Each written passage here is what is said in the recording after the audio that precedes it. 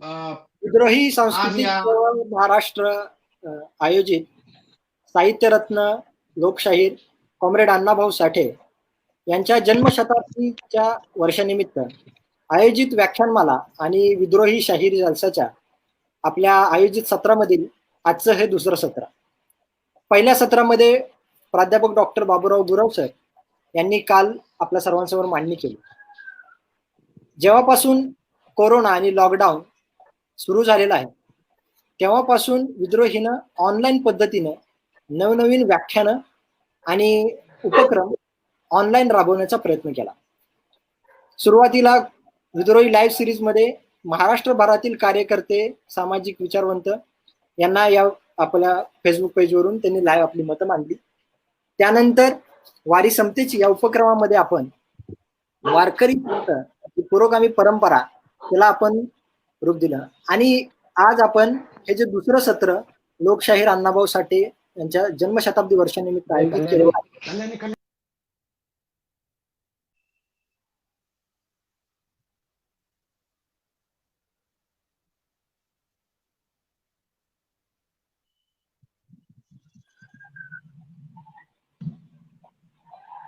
तांत्रिक अडचणीबाबत क्षमस्व.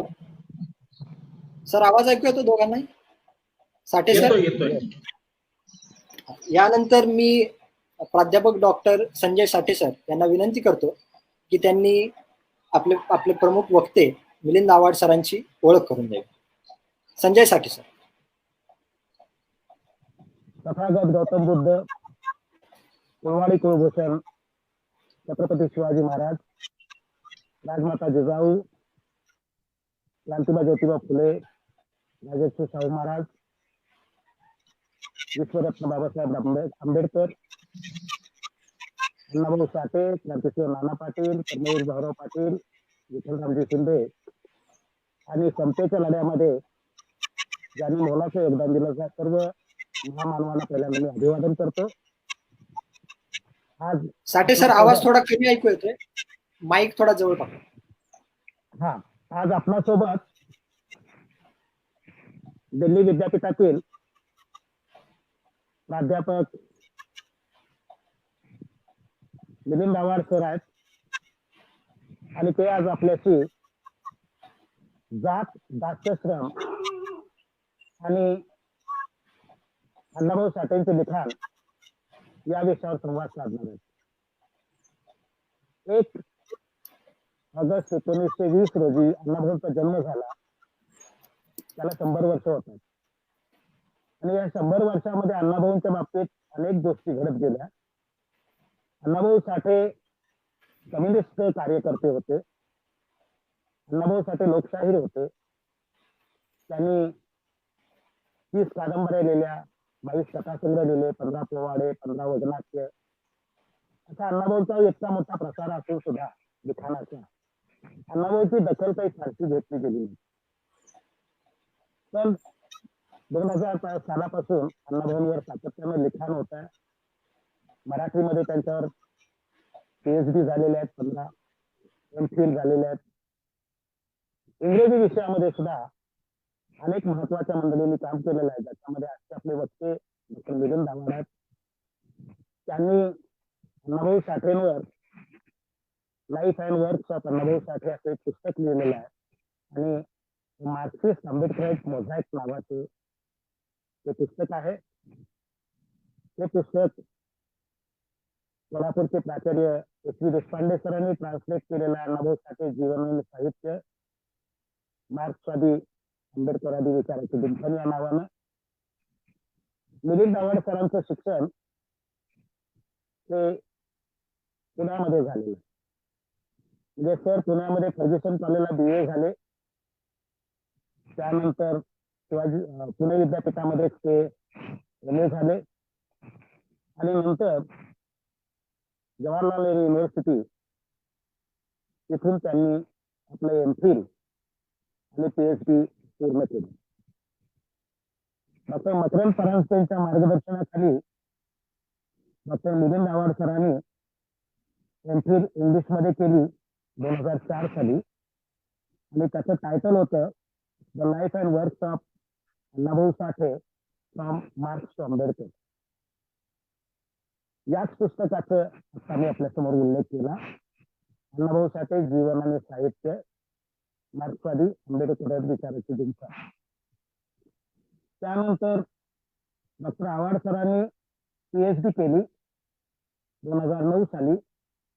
टायटल होतं त्यांच्या पीएचडीच्या प्रबंधाचं टुवर्ड्स अँड एस्थेटिक ऑफ दलित. त्याला सुपरवायझर म्हणून डॉक्टर सर मच्छिंद्र देशपांडे लागले होते. तुमचा आवाज फारच कमी ऐकू येतो सर. हॅलो, तुमच्या डाव्या बाजूला माईक जो आहे तो थोडा जवळ पकडा सर. हा, हॅलो, हा, हो बोला sir. Sir Milind Awhad sir हे centre for English studies, school of language literature and culture studies, Jawaharlal Nehru युनिव्हर्सिटीमध्ये प्राध्यापक म्हणून काम करतात. सरांच्या अभ्यासाचे विषय जर म्हटलं तर post colonial studies, cultural studies, autobiographical studies, early modern Dalit writing, caste आणि gender studies, literary theory, Indian writing in English. सरांचा दिल्ली विद्यापीठामध्ये 2012 साली सरांची नेमणूक झाली. तत्पूर्वी सरांनी जामिया मिलिया इस्लामियामध्ये काम केलेलं होतं. असिस्टंट प्रोफेसर म्हणून झाकीर हुसेन कॉलेजमध्येही सर युनिव्हर्सिटी ऑफ दिल्लीमध्ये होते. आणि सरांच्या नावावर 3 महत्वाचे ग्रंथ आहेत, ज्याच्यातला एका ग्रंथाचा मी आपल्यासमोर उल्लेख केला होता, the life and works of Annabhau Sathe, a Marxist Ambedkarite mosaic. हे गौर प्रकाशननं पब्लिश केलं होतं 2010 साली. त्यानंतर एक आर्टिकल महत्वाचा आहे, historical context of the idea of Dalit. हे थिंक इंडिया क्वार्टरली मध्ये 13 नंबरचा जो अंक आहे त्यांचा, त्याच्यामध्ये प्रकाशित झालेलं होतं. आणि एक आर्टिकल बिकू नॅशनलिझम नावानं इन्साइट या मासिकामध्ये, संशोधन पत्रिकेमध्ये 2005 साली प्रकाशित झालं. मिलिंद आव्हाड सरांना वेगवेगळ्या विद्यापीठामध्ये सातत्यानं बोलवलं जातं आणि दलित साहित्याचे सबाल्टर्न स्टडीजचे एक चिकित्सक आणि अभ्यासू म्हणून सरांचा सगळ्यांना परिचय आहे. सरांनी आणखीन काही महत्वाच्या गोष्टींमध्ये आपलं योगदान दिलेलं आहे.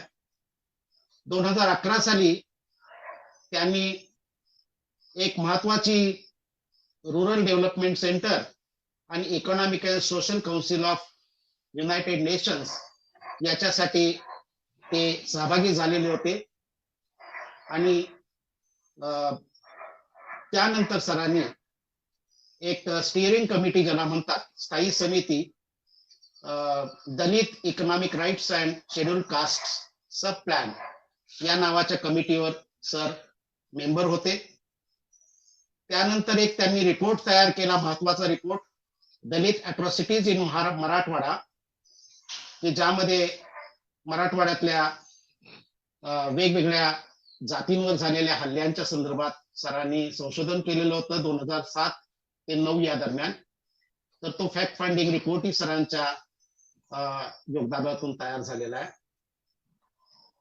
महत्वाचं म्हणजे सर फील्ड रिसर्चर आहेत आणि त्यांनी दलित विमेन टेस्टिमोनीज म्हणजे स्त्री आत्मकथनं, दलित स्त्रियांची आत्मकथनं या विषयावर सरांनी मांडणी केलेली आहे. हे पुस्तक रूपाने प्रकाशित झालं. शर्मिला रेगे या पुणे विद्यापीठामध्ये प्राध्यापक होता आणि ते रायटिंग कास्ट आणि रायटिंग जेंडर, नॅरेटिंग दलित विमेन्स टेस्टिमोनीज अशा अर्थाने हे पुस्तक जुबान नावाच्या प्रकाशन संस्थेमार्फत 2006 साली प्रकाशित झालं. त्याच्यातही सरांनी फील्ड रिसर्चर म्हणून काम केलेलं. सरांचा आणखीन एक महत्वाचा परिचय द्यायचा झाला तर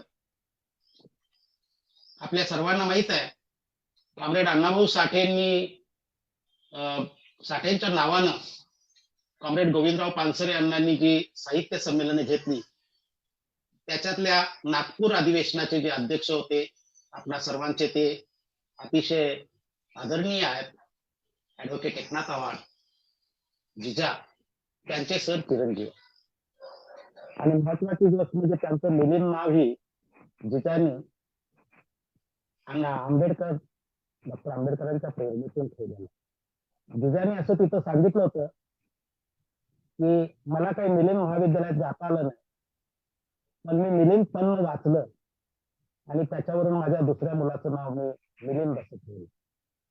तर असे हे माननीय वक्ते आणि अतिशय चांगल्या पद्धतीनं मार्क्स आंबेडकर यांचा विचार करणारे दिल्ली विद्यापीठातील प्राध्यापक मिलिंद आव्हाड सर आज आपल्या समोर जात, दास्यश्रम आणि अण्णाभाऊंचे लिखाण या विषयावर सविस्तरपणे मांडणी करणार आहेत. मी सरांचं विद्रोही सांस्कृतिक चळवळीच्या वतीनं मनपूर्वक स्वागत करतो आणि पुढील सूत्र मयूरकडे देतो. मयूर. धन्यवाद सर. सरांनी नक्कीच खूप चांगली ओळख करून दिलेली आहे. अधिक वेळ न घालवता मी डॉक्टर मिलिंद आव्हाड सरांना विनंती करतो की त्यांनी आपल्या वक्तव्यास सुरुवात करावी. Doctor Milind Awhad sir. धन्यवाद. आवाज येतोय स्पष्ट? हो सर, सुस्पष्ट आवाज येतो. Very good. धन्यवाद प्राध्यापक संजय साठे सर. आपण माझी खूप विस्तृत आणि मोठी ओळख करून दिली, त्याबद्दल मी आपला आभारी आहे. विद्रोही सांस्कृतिक चळवळीने जी ही चर्चा आयोजित केलेली आहे, त्या सर्व विद्रोही सांस्कृतिक चळवळीचे पदाधिकारी डॉक्टर जालिंदरजी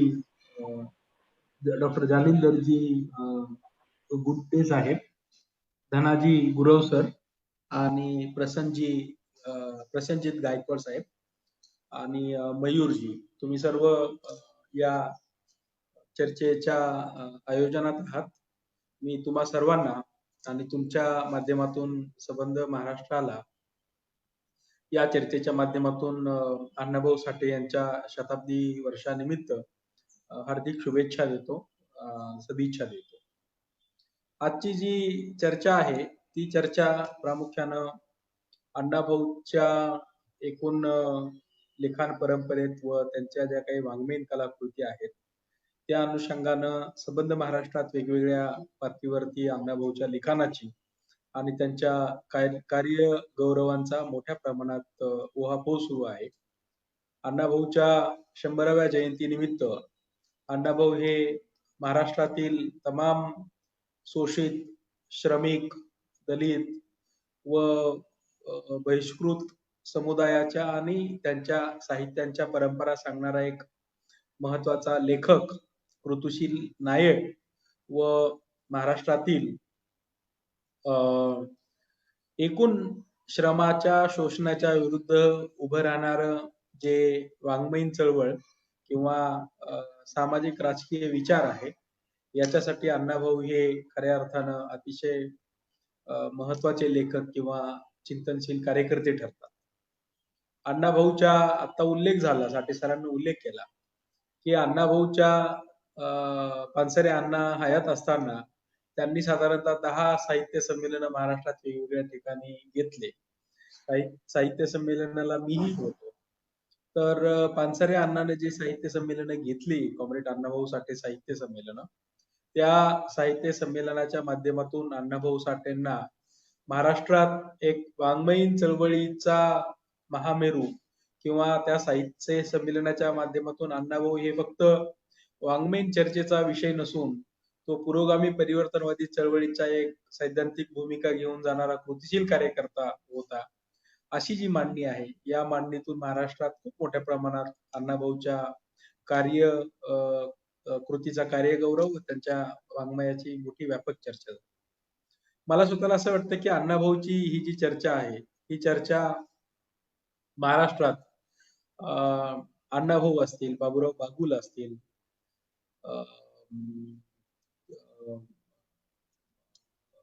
त्याच्यानंतर नारायण सुर्वे असतील, नामदेव ढसाळ असतील, किंवा ही जी प्रागतिक विचार करणारी सगळी जी माणसं होती, ज्यांनी महानगरीय जीवन जगलं, अनुभवलं, महानगरीय जीवनामधला जी अस्पृश्यता आहे, ती अस्पृश्यता आणि महानगरी जीवनामध्ये जे वर्गीय आणि भांडवली शोषण जे आहे त्या वर्गीय आणि भांडवीय शोषणाबद्दल या सगळ्या लेखकांनी लिहिलेलं आहे. अण्णाभाऊ ते याच परंपरेमध्ये ते एक लेखक होते. त्याच्यामुळे मला स्वतःला असं वाटतं की अण्णाभाऊचा जो विचार आहे तो अण्णाभाऊचा विचार त्यांच्या एकूण लेखन कलाकृतीमधून मांडत असताना अण्णाभाऊच्या विचाराची तात्कालीनता काय आहे? अण्णाभाऊचा विचार हा तात्कालीन सामाजिक, राजकीय, सांस्कृतिक संदर्भात का समजून घेण्याची गरज आहे? या प्रश्नाचं उत्तर आपल्याला शोधावं लागणार आहे. मला स्वतःला असं वाटतं की गेल्या म्हणजे 1991 नंतर भारतामध्ये आणि जगामध्ये नव उदारमतवादी आर्थिक भांडवलशाही जी आहे ती नव्यानं पुनरुज्जीवित झालेली आहे. आणि हे जे काही जागतिकीकरण, उदारमतवाद आणि खाजगीकरण या सगळ्या पार्श्वभूमीवरती जात वर्गाचा विचार हा पुन्हा नव्यानं आपल्या सगळ्यांना करावं लागतं किंवा करण्याची गरज.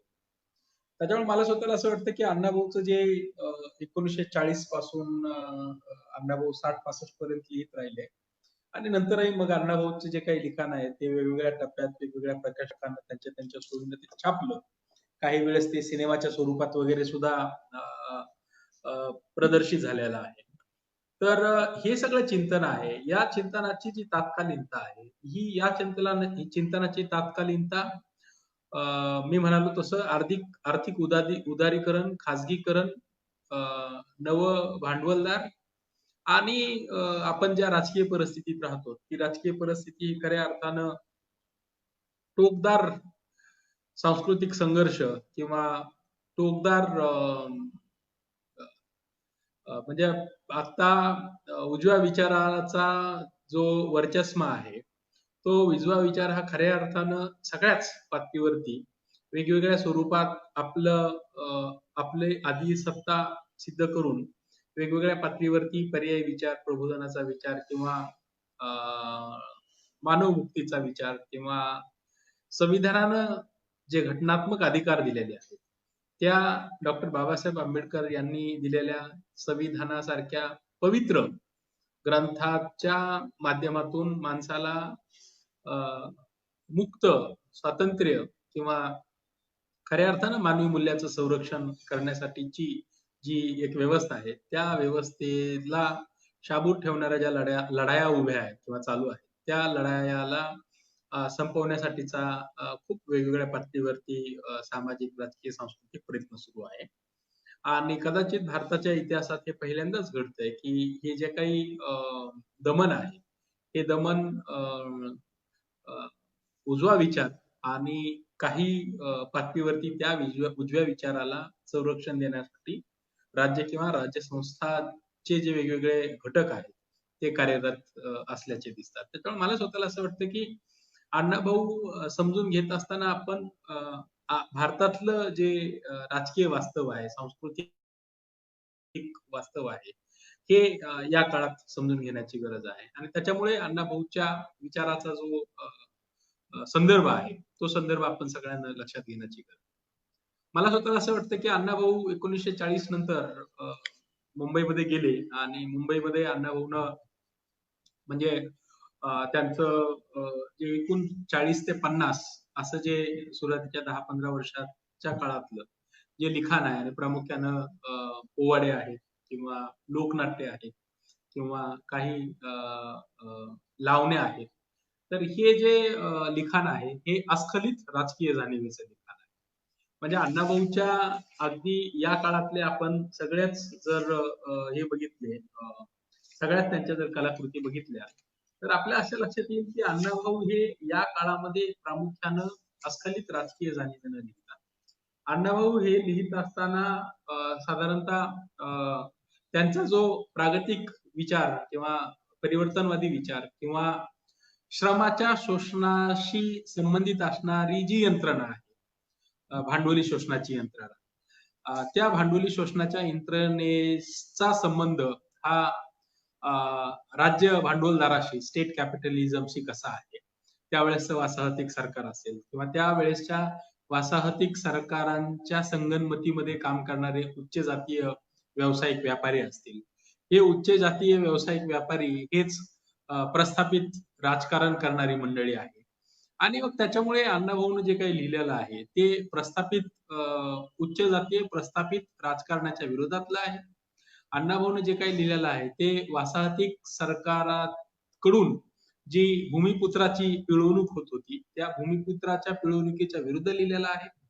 अण्णाभाऊच्या या सुरुवातीच्या 10 एक वर्षातल्या जी प्रतिभा आहे, वाङ्मयीन प्रतिभा जी आहे, ती प्रामुख्यानं वर्गीय शोषण किंवा भांडवली शोषण हे त्यांना त्यांच्या अनुभव विश्वात जे जाणवत होतं, दिसत होतं, ते त्यांनी पोवाड्याच्या आणि या स्वरूपात व्यक्त केलेलं आहे. म्हणजे अगदी आपण जर अण्णाभाऊचा जर आपण इनामदार नावाचा पोवाडा बघितला किंवा पेंग्याचं लगीन नावाचा पोवाडा बघितला किंवा अण्णाभाऊचा आपण नानकीन नगरांपडील पोवाडा बघितला, स्टॅलिनग्राडचा पोवाडा घ्या, बर्लिनचा पोवाडा घ्या, बंगालची हाक घ्या, पंजाब दिल्लीचा दंगा, तेलंगणाचा संग्राम, महाराष्ट्राची परंपरा, मुंबईचा कामगार, काळ्या बाजाराचा पोवाडा आणि मुंबईची लावणी. आता हे सगळे पोवाडे हे खऱ्या अर्थानं म्हणजे आपण बऱ्याचदा ऐकलं असेल. आता मुंबईची लावणी तर बऱ्याचदा टीव्हीवर वगैरे म्हणजे अण्णाभाऊचे हे जे पोवाडे आहेत हे पोवाडे त्यावेळेस इप्टा किंवा लालभावटा कलापथक जे होतं तर त्यावेळेसचं जे कामगाराच्या आणि परिवर्तनवादी चळवळीचे जे कलापथक होते किंवा जी कल्चरल इंडस्ट्री होती त्या अर्थानं म्हणजे आजच्या घडीला टीव्हीवरती जे काही चाललेलं आहे किंवा आजच्या घडीला जी कल्चरल इंडस्ट्री जी आहे ही कल्चरल इंडस्ट्री खऱ्या अर्थानं भांडवली विकासाच्या टप्प्यातून निर्माण झालेली कल्चरल इंडस्ट्री आहे आणि त्या कल्चरल इंडस्ट्रीमध्ये सुद्धा अण्णाभाऊ किंवा पुरोगामी विचाराच्या परिवर्तनवादी विचाराच्या शाहिरांना किंवा लेखकांना काही हद्दीपर्यंत स्पेस द्यावा लागतो. तर अण्णाभाऊची ही जी मुंबईची लावणी जी आहे, माझी मैना गावावर राहिली जीवाची होती कायली, त्या लावणीत अण्णाभाऊ हे आता आपण कोरोनाच्या काळात मजूर ज्यावेळेस गावाकडे जातात त्याचे दोन अर्थ आहेत. एक तर संयुक्त महाराष्ट्र मुंबईचं त्यावेळेस विलगीकरण करण्याचा त्यावेळेसच्या काँग्रेस सरकारचा जो डाव होता तो हाणून पाडण्यासाठी लिहिलेला तो पोवाडा आहे असंही म्हणतात. तर दुसरं त्याचं इंटरप्रिटेशन असंही आहे की अण्णाभाऊ हे ज्यावेळेस मुंबईत काम करणारा कामगार जो आहे तो त्याच्या कुटुंबापासून झालेलं जे विलगीकरण जे आहे कौटुंबिक भावनिक पातळीवरचं जे विलगीकरण आहे त्या विलगीकरणाच्या दुःखाबद्दल लिहितात. तर अण्णाभाऊ हे कामगाराच्या दुःखाबद्दल लिहितात. अण्णाभाऊ हे आता दिल्ली म्हणजे बंगालचा पोवाडा, बंगालची हाक जो पोवाडा आहे तो बंगालमध्ये दुष्काळ पडलेला आहे 42 मध्ये आणि त्या दुष्काळाला मदत करण्यासाठी इप्टानं एक कार्यक्रम लावला होता. त्या इप्टाच्या कार्यक्रमासाठी अण्णाभाऊनं बंगालच्या हाक नावाचा पोवाडा लिहिला आणि या पोवाड्यामध्ये ते अपील करतात आणि बंगालच्या दुःखाविषयी सांगतात वगैरे.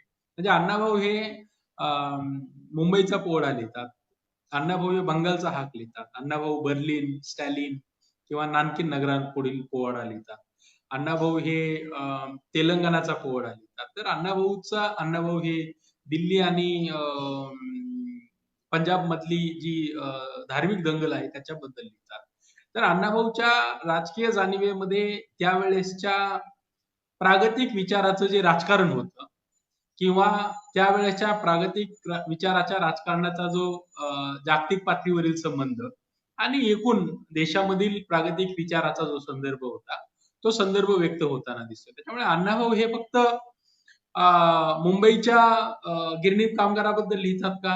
अण्णाभाऊ मुंबईच्या गिरणी कामगाराबद्दल लिहित असताना, अमळनेरीच्या हुतात्म्याबद्दल लिहित असताना अण्णाभाऊ तेलंगणाबद्दल लिहितात, अण्णाभाऊ दिल्लीच्या धार्मिक दंगलीबद्दल लिहितात, अण्णाभाऊ त्यावेळेसचं जे फॅसिस्ट फोर्सेस होते रशिया आणि चायनामध्ये त्याच्या विरुद्ध कम्युनिस्टानं केलेल्या क्रांतीबद्दल लिहितात.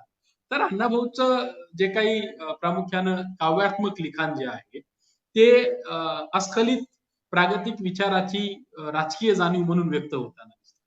त्याच्यामुळे अण्णाभाऊ हे प्रामुख्यानं भांडवली शोषण हे स्थानिक पातळीपासून ते आंतरराज्यीय राजकारणामध्ये त्यांचे जे तत्कालीन संदर्भ होते त्या संदर्भाने लिहितात. त्याच्यामुळे अण्णाभाऊची जी लेखक म्हणून वाढ जी आहे किंवा अण्णाभाऊची लेखक म्हणून चिंतन जे आहे ते त्यावेळेसच्या कम्युनिस्ट राजकारणाचा भाग होता किंवा अण्णाभाऊ हे त्यावेळेसच्या कम्युनिस्ट राजकारणातली म्हणजे बी.टी. रणदिवे असतील किंवा कॉम्रेड मोरे असतील किंवा त्यावेळेस मुंबईमध्ये जे दळवी बिल्डिंग आजही सीपीआयचं मला वाटतं एक ऑफिस आहे. त्यावेळेसच्या कम्युनिस्ट राजकारणाचा ते एक भाग होते. आणि अण्णाभाऊला लिहिण्यासाठी त्यावेळेसच्या काही कम्युनिस्ट पार्टीतल्या दलित अ, अ, कार्यकर्त्यानं अण्णाभाऊचं लेखन कौशल्य हेरलं आणि नंतर अण्णाभाऊ त्यांच्या लिखाणातून व्यक्त होत गेले आणि अण्णाभाऊ हे त्यांच्या हयातीमध्ये बरेच पॉप्युलर किंवा प्रसिद्ध लेखक झाले वगैरे असं एक त्याचं स्वरूप आहे. त्याच्यामुळे अण्णाभाऊ प्रामुख्यानं मुंबई ही श्रमिकाची आहे. अण्णाभाऊ हे मुंबईमधलं श्रमिकाचं शोषण आणि त्याच्या जगण्यामधलं अंकितीकरण याच्याबद्दल खूप गांभीर्याने लिहितात.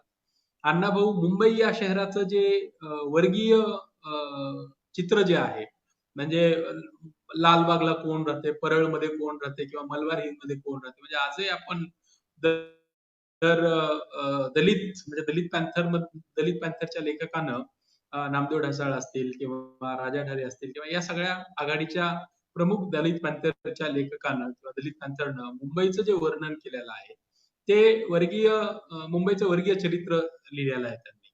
तसं अण्णाभाऊचं मुंबईबद्दल आणि मुंबईमधून श्रमिकाच्या कामगाराच्या नजरेमधून त्यावेळेसच्या श्रमिक कामगार गिरणी कामगाराचा जो लढा आहे तो लढा अण्णाभाऊनं खूप प्रभावीपणे त्यांच्या लिखाणातून मांडलेला आहे आणि अण्णाभाऊ हे त्यावेळेसच्या जे श्रम शोषण जे आहे आणि श्रम शोषणारी व्यवस्था ही श्रमिकाच्या मूलभूत संविधानात्मक अधिकाराचं शोषण करते किंवा श्रम करणारी माणसं ही प्रामुख्यानं त्यांच्या अधिकारापासून वंचित आहेत. तर अशी मालकीहीन जीवन जगणाऱ्या माणसाबद्दल अण्णाभाऊ हे लिहित असताना अण्णाभाऊ कॉम्रेड गव्हाणकर असतील, अमर शेख असतील, अण्णाभाऊ असतील हे त्यावेळेस मुंबईचा जो संयुक्त महाराष्ट्राचा लढा होता म्हणजे आता आपल्याला बऱ्याचदा खेदानं म्हणावं लागतं की ज्यावेळेस संयुक्त महाराष्ट्राचा उल्लेख होतो त्यावेळेस कॉम्रेड अण्णाभाऊ साठे असतील किंवा गव्हाणकर असतील किंवा अमर शेख असतील यांच्या संयुक्त महाराष्ट्रातल्या चळवळीबद्दलचं योगदान किंवा यांचं संयुक्त महाराष्ट्र चळवळीमध्ये त्यावेळेस त्यांनी टिटवाळा, बेळगाव, कर्नाटक म्हणजे हा जो काही त्यावेळेस बॉर्डरचा एरिया होता या बॉर्डरच्या एरियामध्ये खूप मोठ्या प्रमाणात आंदोलनं केली किंवा प्रबोधन केलं, अभियान चालवलं आणि मुंबई ही महाराष्ट्रापासून वेगळी झाली नाही पाहिजे याच्यासाठी मोठा प्रयत्न केला. तर अण्णाभाऊचं संयुक्त महाराष्ट्रातल्या म्हणजे त्यांचा जो महाराष्ट्राची परंपरा नावाचा जो पोवाडा आहे तो पोवाडा महाराष्ट्रातील एक दीर्घ परंपरा जी आहे 1858 पासून तर या दीर्घ परंपरेचं आकलन करणारा तो पोवाडा आहे आणि ही दीर्घ परंपरा प्रामुख्यानं शोषित, कलंकित, अपमानित जातींचं त्यावेळेस 1858 मधल्या बंडामध्ये झालेला जो उठाव आहे याच्याबद्दल अण्णाभाऊ लिहितात किंवा महाराष्ट्राची परंपरा ही तुकोबाराया, शिवाजी महाराज, छत्रपती शाहू महाराज, महात्मा फुले आणि नंतर तर ते जगबद्दल घालून निघावं सांगून गेले मज भीमराव असं फकीरा अर्पण करून म्हणतात. पण महाराष्ट्राच्या पोवाड्यामध्ये महात्मा फुले आणि या सगळ्या पुरोगामी परिवर्तनवादी विचाराचा ते एक आलेखच मांडतात आणि महाराष्ट्रातला जो ही जी हेट्रोजेनिटी जी आहे इतिहासामधली या हेट्रोजेनिटी मधून महाराष्ट्राचं त्यांचं आकलन पुढे आणतात. तर महाराष्ट्राचा पोवाडा हे मला स्वतःला असं वाटतं की महाराष्ट्राच्या परंपरेचा गौरव करणारा पोवाडा आहे. तर अण्णाभाऊ हे त्याच्याबद्दल लिहितात भौगोलिक रचना, गड किल्ले, पश्चिम महाराष्ट्र वगैरे तर असं अण्णाभाऊ लिहितात. तर अण्णाभाऊची जी ही जी अभिव्यक्ती आहे ही अभिव्यक्ती प्रामुख्यानं अण्णाभाऊ हे श्रमाशी संबंधित श्रमाचं शोषण करणारी जी व्यवस्था आहे ज्या श्रमाच्या शोषण करणाऱ्या व्यवस्थेमध्ये सॉरी मालकीहीन जीवन जगणारे आणि ज्याच्या जगण्यामध्ये नकारात्मक भाव आहे अशा सगळ्या माणसाबद्दल अण्णाभाऊ लिहितात. तर हे तर स्पष्ट आहे की अण्णाभाऊ हे प्रागतिक विचाराच्या सगळ्या भूमिकेमधून अण्णाभाऊ. आता हा जो विचार आहे खरं म्हणजे मी म्हणालो तसं आता जागतिकीकरणाच्या काळामध्ये आता बघा तुम्ही लेबर लॉज बदलले पॅन्डेमिकमुळे आणि कोरोनाच्या काळातले लेबर लॉज डॉक्टर बाबासाहेब आंबेडकरांनी लोक असं म्हणतात की भारतातले लेबर लॉज हे सगळ्यात महत्वाचे आणि म्हणजे एक प्रोग्रेसिव्ह लेबर लॉज आहे. परंतु आता या काळामध्ये अजून त्याची आपण सगळ्यांना माहिती घ्यायची आहे.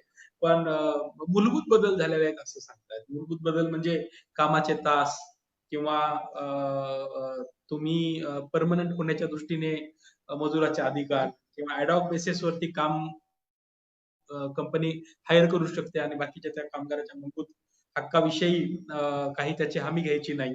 अशा स्वरूपाचे मूलभूत बदल झालेत असं ट्रेड युनियन लीडर वगैरे सांगतात. तर आता बघा तुम्ही जागतिकीकरणाच्या काळामध्ये आजही मजुराचे जे हक्क आहेत किंवा मजुराचं जे नकारात्मक जीवन जे आहे ते मजुराचं नकारात्मक जीवन आजही आपल्याला खूप मोठ्या प्रमाणात पाहावयास मिळतं. खरं म्हणजे आता जो कोरोनाच्या काळामध्ये मुंबई सोडून परप्रांतात किंवा ग्रामीण महाराष्ट्रात किंवा सगळी म्हणजे वेगवेगळ्या ठिकाणी जे मजूर गेलेले आहेत, ती जर मजुराची आपण अवस्था बघितली तर ना या मजुरांच्या जगण्याची हमी राज्य घेतं, ना त्यांचं काही स्वतंत्र राजकारण आहे. म्हणजे स्वतंत्र राजकारण असतं तर लाखो मजूर पायी, हजारो मजूर पायी गेल्याचे आपण बघितले. लाखो मजूर परप्रांतात गेलेले आहेत. ते परत येतील का नाही माहित नाही. त्याच्यापैकी बहुतेक मजूर येणार नाहीत असं म्हणतायत, कारण त्यांची जी काही घालमेल आहे. तर मुंबईमधल्या मजुरांची आजची जी अवस्था आहे, ही अवस्था पाहिली तर अण्णाभाऊ हे जे श्रमाच्या शोषणाच्या विरुद्ध उभं राहून शहरी आणि भांडवली शोषणाच्या विरुद्ध लिहितात. याचा संदर्भ मला वाटतंय की आजच्या काळातही आपण लक्षात घेण्याची गरज आहे. म्हणजे आजच्या काळात युनियनिझम नसल्यामुळे किंवा कोणत्याही स्वरूपात संघीय म्हणजे मजुराचं एकीकृत राजकारण नसल्यामुळे मजुराची जी आजच्या घडीची जी दुरावस्था आहे ती आपण पाहिलेली आहे. म्हणजे ना कोणती पार्टी त्यांच्या मुद्द्याला रेज करत होती, ना कोणती युनियन त्याच्याबद्दल बोलत होती, ना सरकार त्यांची काळजी घेत होती. म्हणजे नकोसे वाटणारा हा जो काही वर्ग आहे हा प्रामुख्यानं हा संख्येनं मोठा आहे आणि हा नकारात्मक जीवन जगणारा शोषित वर्ग जो आहे तो शोषित वर्गाबद्दल अण्णाभाऊ लिहितात. तर मला स्वतःला असं वाटतं की हे जे काही श्रमसंबंधाशी संबंधित अण्णाभाऊचे लिखाण आहे हे निश्चितपणे महानगरी जीवन, भांडवली व्यवस्था, त्यावेळेसची वासाहतिक सरकार किंवा त्याच्यानंतर प्रस्थापित राजकारण आणि काळे धंदे करणारी माणसं हीच प्रस्थापित राजकारणाचे कार्यकर्ते आहेत वगैरे असं सगळं अण्णाभाऊ लिहितात. तर हे करत असताना अण्णाभाऊ साधारणतः त्यांच्या ज्या कथा, कादंबऱ्या आणि त्यांचं जे कथा, कादंबऱ्या आणि सिनेमे जे आहेत हे जर आपण बघितले तर मला स्वतःला असं वाटतं की अण्णाभाऊच्या लिखाणाचा हा टप्पाही आपल्या दृष्टीने खूप महत्वाचा आहे. म्हणजे अण्णाभाऊ साधारणतः ज्यावेळेस त्या म्हणजे आपण अण्णाभाऊचं जर वेगवेगळ्या टप्प्यातलं जर कथा कादंबऱ्याच्या स्वरूपातलं लिखाण जर पाहिलं तर आता अण्णाभाऊ म्हणजे त्या वेळेसच्या ज्या जी तात्कालीन गोष्ट आहे तर अण्णाभाऊ एक निरीक्षण करणारा लेखक म्हणून लेखन करतात. म्हणजे ते त्यांच्या साहित्य संमेलनात म्हणतात की मी काही मी जे पाहिलंय, मी जे अनुभवलंय ते मी लिहिलेलं आहे. म्हणजे अण्णाभाऊचं सगळं जे अनुभव विश्व जे आहे ते अनुभव विश्व हे त्यांनी त्यांच्या कथा कादंबऱ्याच्या रूपानं परत व्यक्त केलं. ते रिप्रोड्यूस केलं. त्यांचा एक्सपिरियन्स हा त्यांनी रिप्रोड्यूस केला त्या लिखाणामध्ये. तर हा जो काही त्यांचा अनुभवातून विकसित होणारा वैचारिक अवकाश जो आहे तो वैचारिक अवकाश साधारणतः या कथा कादंबऱ्या ज्यावेळेस ते लिहितात त्यावेळेस ग्रामीण भागातलं चित्रण म्हणजे आता आपण आता मरी आईच्या गाड्या नावाची कथा घ्या. मरी आईच्या गाड्यामध्ये आजही महामारीच्या काळामध्ये आपण पाहतो की लोक मोठ्या प्रमाणात अंधश्रद्धा म्हणजे आजही अंधश्रद्धा खूप मोठ्या प्रमाणात आहे आणि ती सगळ्या जातींमध्ये आहे. म्हणजे जेवढ्या गरीब जाती तेवढ्या गरीब जातींमध्ये अजून विचित्र अंधश्रद्धा, जेवढ्या मोठ्या जाती तेवढ्या मोठ्या जातीमध्ये त्यांच्या स्वरूपाच्या अंधश्रद्धा. तर देवानुरूप ती अंधश्रद्धा आहे. तर ह्या ज्या काही अंधश्रद्धा आहेत तर त्या मरियाईच्या गाडीमध्ये अण्णाभाऊ सांगतात की मरियाई जी आहे म्हणजे जी प्रदूषित देवी आहे शेड्यूल कास्टची किंवा दलितांची, अस्पृश्य समाजाची, तर ही अस्पृश्य समाजाच्या मरियाईला ते हे केल्याशिवाय गावातली महामारी जाणार नाही. आणि अण्णाभाऊ एक डॉक्टर तिथे शिक्षित येतो आणि त्यावेळेसची जी महामारी असते, त्या महामारीचं कारण सांगतो, की ती मरियाई कोपलेली नाही, तर त्या गावामध्ये घाण आहे. म्हणजे आता महाराष्ट्रामध्ये एक 10-15 वर्षापूर्वीपर्यंत गावाच्या पांदणीमधून मी मराठवाड्यात कोणत्या गावात जर गेलो, तर सुरुवातीला जी पांदण असायची किंवा संडास बांधायच्या अगोदरचे गावं बघा तुम्ही. तर प्रचंड घाण म्हणजे तुम्ही पावसाळ्यात तर त्या गावात जाऊ शकत नव्हतात, अशी सगळी परिस्थिती होती. 10-15 वर्षात परिस्थिती मला तरी सुधारल्याची दिसते. तर ते डॉक्टर सांगतो, की आणि ही गोष्ट आहे साधारणतः 40-50 ची. तर महामारीचं कारण हे मरियाई नसून हे जी गावातली घाण जी आहे किंवा गावातलं जे प्रदूषण जे आहे, गावातलं जे मलमूत्राचा किंवा विष्ठेचं संवर्धन करण्याची कोणतीही यंत्रणा नाही, त्याच्यातून झालेली ही महामारी आहे. तर अण्णाभाऊ हे त्यावेळेस खऱ्या अर्थानं जातीचंही विश्लेषण करतात. म्हणजे अंधश्रद्धा हे अ, अ, जाती व्यवस्थेतच लक्षण आहे. म्हणजे प्रस्थापित ज्ञान व्यवस्थेनं दिलेलं ते ज्ञान आहे. अंधश्रद्धा काय आहे? तर अंधश्रद्धा हे ज्ञान व्यवस्थेनं दिलेलं ज्ञान आहे. म्हणजे आपल्याला तुम्हा आम्हाला जे आता मी समजा बोलतो, हे मी एका फॉर्मल स्ट्रक्चर मधून मिळवलेलं ज्ञान आहे शिक्षणाच्या. मग त्याच्यात ते माझे इंटेलेक्चुअल इन्सेंटिव्ह त्यात मी ऍड करून मी त्या ज्ञानाला पुढे घेऊन जात असतो. तर तसं अण्णाभाऊ हे अंधश्रद्धा ही प्रस्थापित विचारानं किंवा प्रस्थापित संस्कृतीनं, संस्कारानं दिलेली परंपरा आहे असं सांगतात. अण्णाभाऊ हे विवेकनिष्ठ किंवा बुद्धिप्रमाण्यवादी व्हायला सांगतात. म्हणजे आता समजा अंधश्रद्धा निर्मूलन समितीच्या एखाद्या कार्यकर्त्यांना अण्णाभाऊचा मरियाईचा गाडा जर वाचला तर त्यांना कळू शकेल की अण्णाभाऊचं जाती व्यवस्थेचं आकलन काय होतं, अण्णाभाऊचं बुद्धिप्रमाण्यवादी असणं आणि विज्ञानवादी असणं काय होतं. तर अण्णाभाऊ हे 1940-50 मध्ये लिहितात की महामारी जी आहे ती घाणीमुळे आलेली आहे, देव देवामुळे आलेली नाही. म्हणजे संस्काराचं दैवी रूप जे आहे ते अण्णाभाऊ नाकारतात. अण्णाभाऊ ज्यावेळेस संस्काराचं दैवी रूप नाकारतात त्यावेळेस अण्णाभाऊ हे विवेकवादी असतात, आधुनिक असतात. त्यावेळेस ते विज्ञाननिष्ठ असतात, त्यावेळेस ते बुद्धिप्रमाण्यवादी असतात. आणि मला स्वतःला असं वाटतं की ही जी अण्णाभाऊची एक लकब आहे, एका एका गोष्टीला एका एका विवेकाला पुढे आणण्याची, ही अण्णाभाऊचं आता चिंतन मांडणाऱ्या सर्व लोकांना लक्षात घेतली पाहिजे. अण्णाभाऊची दुसरी कथा आता सापळा नावाची कथा घ्या. अण्णाभाऊची त्या सापळा नावाच्या कथेमध्ये तर अण्णाभाऊ मांग महार म्हणजे पूर्वाश्रमीचे जे अस्पृश्य आहेत, त्या पूर्वाश्रमीच्या अस्पृश्यांमधला जो त्यांचा व्यवहार आहे, मांग महार आणि चांभार असं. तर बौद्धानं महारकींचं काम सोडलं, महारकीचं बाबासाहेबांना, डॉक्टर बाबासाहेब आंबेडकरांना सांगितलं म्हणून. आणि त्यांनी ते काम सोडलं म्हणून गावातला पाटील सांगतो की ते मेलेले ढोर आहेत तुम्ही उचला. तर ते महाराज सांगतात की आम्ही उचलणार नाही, कारण बाबासाहेबांनी सांगितलंय. आता बाबासाहेबांना गावकी करू नका असं ज्यावेळेस सांगितलं, त्यावेळेस बाबासाहेबांना नेमकं काय सांगितलं? तर बाबासाहेबांना हे दास्यश्रम जे आहे, म्हणजे बाबासाहेबांना गावकी हे दास्यश्रम वाटतं. बाबासाहेब हे गावकीचे किंवा आलुत्याच्या बलुत्याचे किंवा मांकी मारकी किंवा गावकीचे कामं सोडा असं ज्यावेळेस म्हणतात, त्यावेळेस बाबासाहेब हे दास्यश्रमाला सोडा असं म्हणतात. आता दास्यश्रमाला सोडा असं ज्यावेळेस बाबासाहेब म्हणतात, त्यावेळेस ते अण्णाभाऊ त्यांच्या निरीक्षणामधून ते मांडतात, की बौद्धांना म्हणजे पूर्वाश्रमीच्या महारानं महारक्या सोडल्या म्हणून महारांमध्ये चळवळ आली. म्हणजे त्यांची बुद्धाची शपथ नावाची कथा जी आहे, त्या बुद्धाच्या शपथ नावाच्या कथेमध्ये तर महार गाव बहिष्कार टाकतात म्हणून ते तालुक्याच्या गावाला जातात आणि तालुक्याच्या गावाला जाऊन बोली लावून जमीन विकत घेऊन तिथे ते राहतात. आता ही जी बुद्धाची शपथ नावाची जी कथा आहे, तर ही जी कथा आहे, ही कथा डॉक्टर बाबासाहेब आंबेडकरांच्या विचारानं प्रेरित झालेला जो समाज जो आहे, त्या समाजानं वैचारिक भूमिकेचा आग्रह धरला, की आम्ही कुलुषित काम करणार नाही, आम्ही अपमानित काम करणार नाही, आम्ही मानखंडनेचं जीवन जगणार नाही, आम्ही ऐतिहासिक दृष्ट्या ज्या श्रमाने आम्हाला कलंकित ठेवलेलं आहे, ते श्रम आम्ही करणार नाही. तर ही जी गोष्ट आहे, ही अण्णाभाऊ साठे हेरतात. आणि हे हेरत असताना अण्णाभाऊ ग्रामीण महाराष्ट्रातल्या सगळ्या संरचनेचं वर्णन करतात. तर अण्णाभाऊच्या एकूण पात्रामध्ये आता बऱ्याचदा दलित साहित्यामध्ये जर आपण बघितलं तर प्रामुख्याने ज्यांनी लिहिलंय म्हणजे महाराष्ट्रातल्या आता मराठी दलित साहित्यांमध्ये नवबौद्ध किंवा महार साहित्यिकांची संख्या जास्त आहे.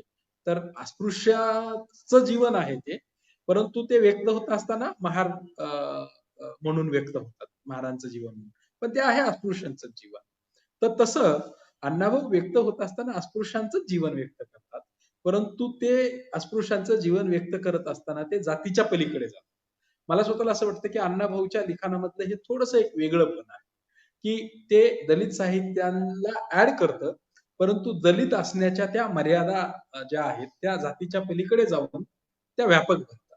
त्याच्यामुळे अण्णाभाऊ हे दास्यश्रमाला दास्यश्रमाने कलंकित झालेली जी माणसं आहेत याच्याबद्दल लिहितात, वेगवेगळ्या कथेत लिहितात. अण्णाभाऊ आता स्मशानातलं सोनं नावाची कथा घ्या. स्मशानातलं सोनं नावाच्या कथेमध्ये तर तो माणूस जगण्यासाठी मेलेल्या माणसाची जे काही धातू असतात ते धातू काढून रात्री कधीतरी ते पिघळून जगत असतो. आता हा जो भीमा आहे, हा भीमा या व्यवस्थेनं त्याच्यावरती कलंकित श्रम करण्यास भाग पडलेला आहे. म्हणजे आता सगळेच गावकीचे कामं जी आहेत, आता अ, अ, सगळ्याच आता उदाहरणार्थ मांकीचे कामं जे आहेत, तर आता मांकीचे कामं हे कलंकित श्रम आहे. म्हणजे आजही सगळ्या कॉर्पोरेशन, महानगरपालिका किंवा नगरपालिकेचं जर स्वच्छतेचं काम करणारी लोक बघितली किंवा आजही आपल्या संडास स्वच्छ करणारी जर लोक बघितली, तर या लोकांना तुमच्या घरात जर आलात तुम्ही, म्हणजे आता एक सर्वसाधारण टेंडन्सी सांगतो, तर त्यांना कलंकित श्रम करणारा माणूस म्हणूनच आपण बघतो. टॅबू आहे तो. त्याचं जे त्याचं जे आधी सत्ताकरण झालेलं आहे किंवा त्याचं हे जे विलगीकरण जे आहे, त्याच्या श्रमाच्या कलंकित असण्यापासून त्याचं जे सामाजिक विलगीकरण आहे, हे सामाजिक विलगीकरण डॉक्टर बाबासाहेब आंबेडकरांना जातीचं विश्लेषण करताना जाणलेलं आहे. त्याच्यामुळे डॉक्टर बाबासाहेब आंबेडकर सांगतात की तुम्ही मांक्या सोडा, म्हारक्या सोडा आणि तुम्ही शिका, विचार देतात. बाबासाहेब हे वैचारिक भूमिकेचा आग्रह धरतात. शिका, संघटित व्हा, संघर्ष करा, बंधुभाव वाढवा, तुम्ही तुमच्या जगण्यातला दर्जा बदला, वाईट खाऊ नका, हातात दोरेगंडे बांधू नका. म्हणजे बाबासाहेब हा कलंकित श्रमाला नाकारायला सांगतात, अपमानित आणि मानखंडनेचं जीवन नाकारायला सांगतात. आणि हे करत असताना बाबासाहेब हे नाकारून नवीन काय घ्यायचं तेही सांगतात. मला स्वतःला असं वाटतं की अण्णाभाऊच्या ज्या ग्रामीण महाराष्ट्रातल्या कथा आहेत त्या दास्यश्रम आणि दास्यश्रमातून आलेला कलंकितपणा याच्याबद्दल खूप गंभीरपणे मांडतात. म्हणजे जी माणसं उपजीविकेसाठी, आता बरबाद्या कंधारे नावाचा माणूस आहे, तर त्या बरबाद्या कंधाऱ्याचं तर जगण्याचं साधनच साप असतो आणि तो काही दलित नाही, तो नॉर्मॅटिक ट्राईबचा माणूस आहे. म्हणजे कलंकित श्रम करणारा माणूस जो आहे हा एकतर अस्पृश्य आहे पारंपरिक व्यवस्थेमध्ये. तर हा जो अस्पृश्य जो आहे, या अस्पृश्यतेबरोबरच ते अस्पृश्य बिगर अस्पृश्य, आता नॉर्मॅलिक ट्राईब आहे हा, त्याचं सगळं जगणं अस्पृश्यासारखंच आहे.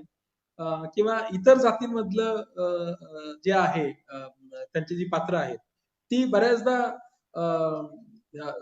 अपमानित जीवन जगणारी पात्र आहेत. त्यांच्या कथेमधली जवळपास माणसं जी आहेत ती या व्यवस्थेनं मानखंडनेचं जीवन जगायला भाग पडलेली माणसं आहेत.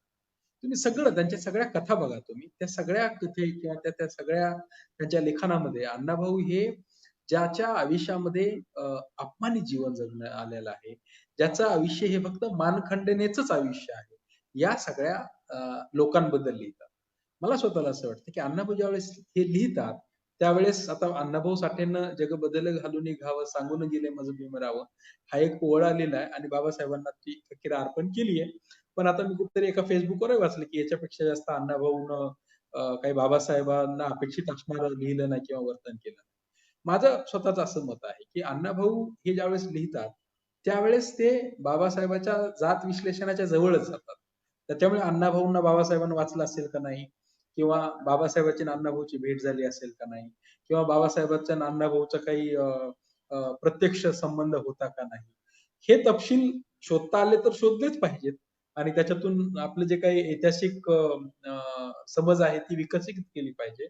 परंतु हे समजून घेत असताना आपण हेही समजून घेतलं पाहिजे की बाबासाहेबांच्या जाती विश्लेषणाचं जे आकलन आहे ते जाती विश्लेषणाचं आकलन हे जैविक आहे.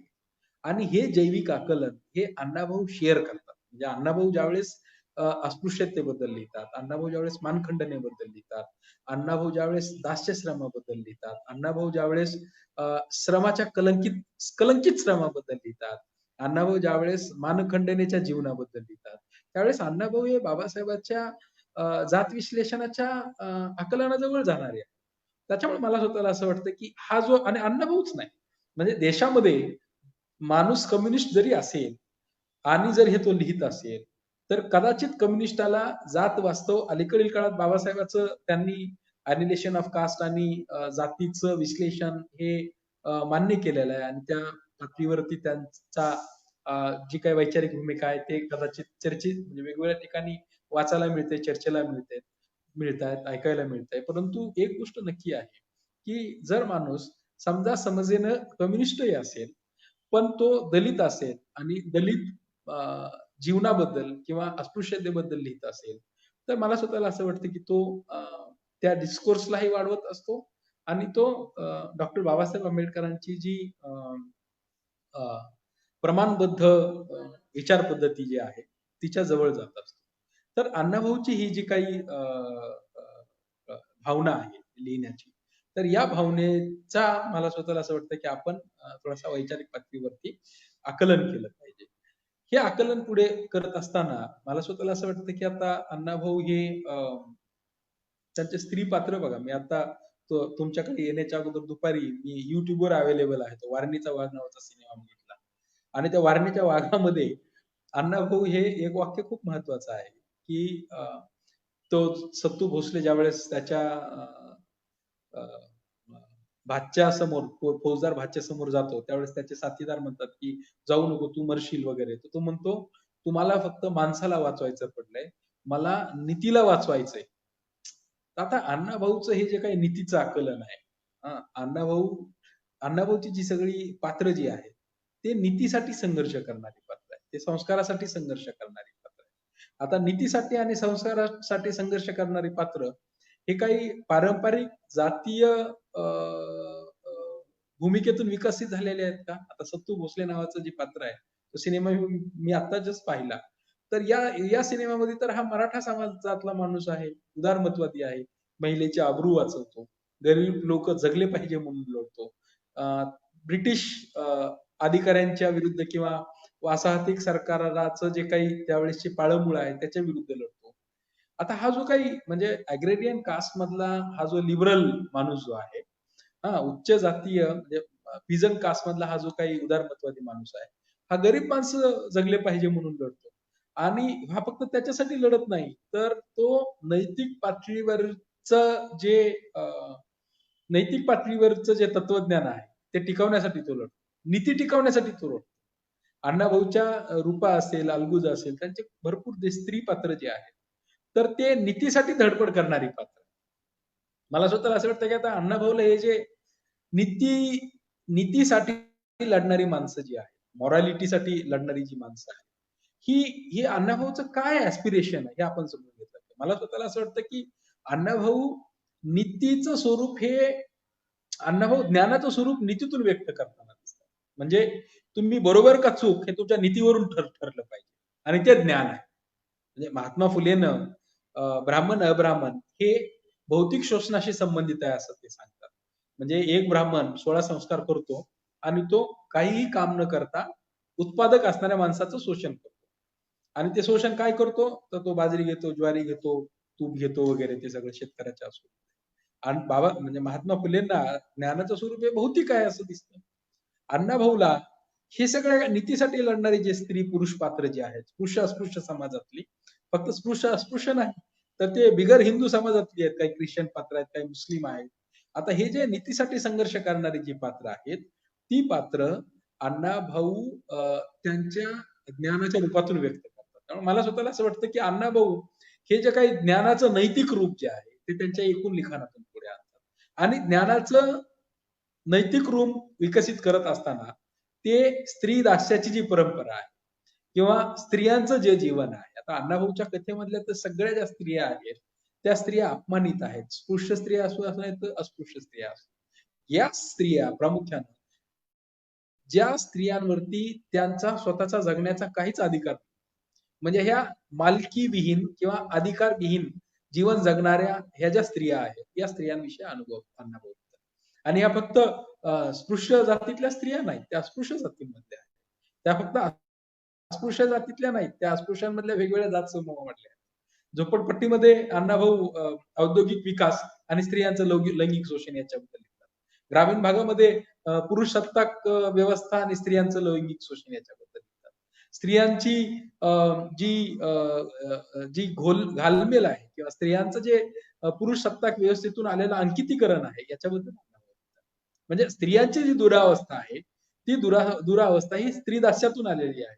आणि हे स्त्रीदास्य फक्त खाण्यापिण्यापुरतं नाही, तर एकूण त्यांच्या जीवनाचा जो अधिकार जो आहे, त्यांचं जे स्वातंत्र्य आहे ते त्या व्यवस्थेने हिरावून घेतलेलं आहे.